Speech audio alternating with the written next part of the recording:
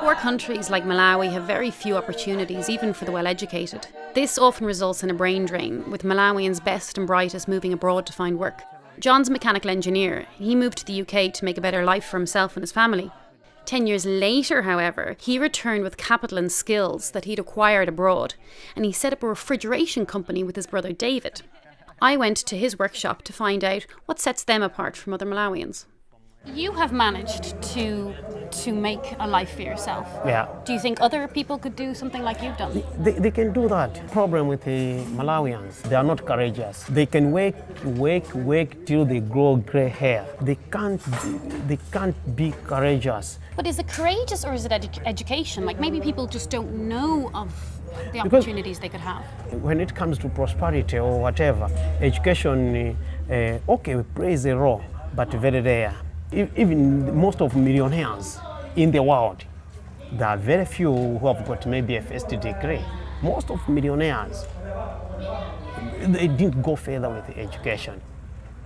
It's just that courage, that zeal, to do something, that's it. A vision and you have a focus.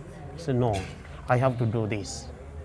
And when you have a vision and focus, do you think Malawi is a good place to be? It's a very nice place to be. There's money in Malawi. If you have that courage to quit whatever you're doing, whether you're working for somebody, you quit the job and concentrate on your own things like I'm doing. But starting a thing is always a problem. Despite these problems, John was determined to go his own way. And his inspiration came from a guy that he met when he was living in the UK. There's one Polish guy who came next to my apartment. This guy didn't work for somebody. He's a plumber by profession. He came without nothing. He started from the scratch. He could make the brochures, distributing door by door. You want a plumber, a professional plumber? Here I am. Then I said, after 2, 3 months, 4 months, I could not see the guy. Maybe I could see him only at night. Where have you been? I've been running around working. The guy within 2, 3 years, he said, no, I'm going back to Poland. I'm rich now. I said, are you sure? I said, I'm rich. I said, if this guy has managed to do this, if I go back home, I'll also work hard and achieve the goal. In UK, I had a van, similar to this one. Every morning, I could drive around, picking the fridges, the microwaves, the cookers. Where I was staying, I had a big yard. I could just dump them there. And did you pay for them or did you just collect broken? Oh, free. Because in UK, in those developed countries, once they use a thing, I don't know whether they have got a target. Once I use this thing for a year, I have to dispose it off and buy another one. Some you could just take it and put on the electricity, it's working. You could say, why was this thing removed from that house? Yeah. Where would you find them? Around the road, drive around, picking the fridges, dump them somewhere. I could sometimes repair them and sell them while there. But when I was about to leave UK, I had to take all the fridges into the container, send them here. To them it was rubbish, but to me it was something very precious, very, very precious. So when I came here, I had about 32 fridges, all working. And I sold them like hotcakes. I said, I've brought fridges from UK. People were just flocking. In fact, that time I was operating from home before I got this press. Yeah, people would come home and they buy the fridges from me. To them it was rubbish, to you it was seed capital. Yeah, it was a capital. Tom was one of my first clients when I just came in Malawi. I did the same. I had to design a brochure, then running around, distributing. I went to Mabuya camp, distributed it. Within a month, he called me, I've got a problem in the fridge. I went there, I said, what's the problem in the fridge? He said, somebody worked on it. He says, this fridge will never work. I said, I had a look at it. I said, no, this fridge can work. I said, okay, try it. I worked on it. Within an hour, I fixed. I said, how should I pay you? No, don't pay me. Observe it first, because somebody told you this thing will not work. Observe it first, then come back to me.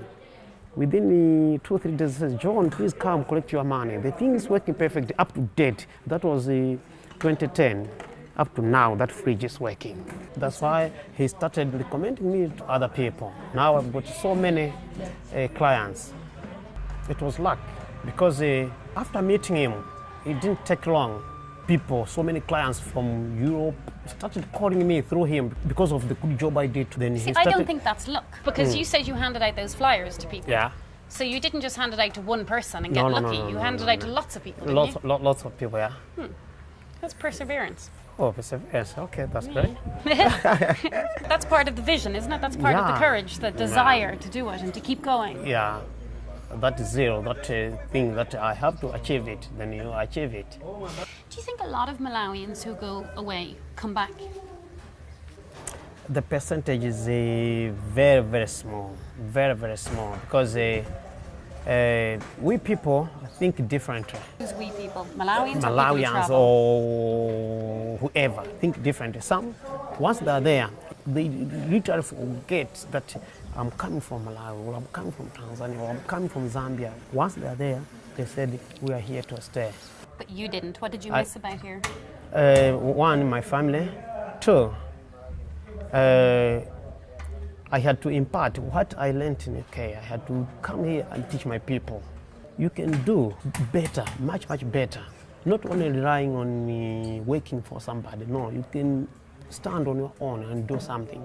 At first, they thought maybe I was joking. Some, they said, no, Malawi is hard, we better go back. No, guys, you have to persevere. Starting anything is really hard, you have to persevere. So if you were given a choice to either work through business to bring Malawi out of poverty or to receive aid to bring Malawi out of poverty, which one would you choose? I stand on my own, doing my own things, not donation. Because even you people who donate, it comes time you get fed up. You have got your own problems as well. It will reach time where you say, no, we have given enough aid. We have to cut the aid. Now, if you depend fully on the aid, then you'll be in a great problems. But if you are doing your own things, Malawi standing on its own, Malawi is very easy to come out of poverty. Very easy. Because in Malawi, we have got all the resources. You know, spoon feeding sometimes is bad. It reaches a time where a child should start eating on his own or on her own.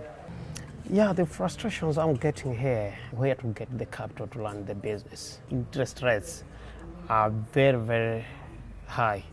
That's the big frustration, the capital. Anything else? To get qualified people. Like I've maintained these guys, they trained in Cape Town, but to get them within is really hard. So are you training your own people then? Yeah, I'm training my own people. And would you be afraid that when they're fully trained, that they leave with their skills? Yeah, it's up to them. If they leave, it means I've also contributed to the country. That I've trained somebody is standing on his own. But will you try to keep them? I would love to keep them. Lack of materials, as you know, in Malawi, everything is imported. Everything. You see those compressors, you can't get them within.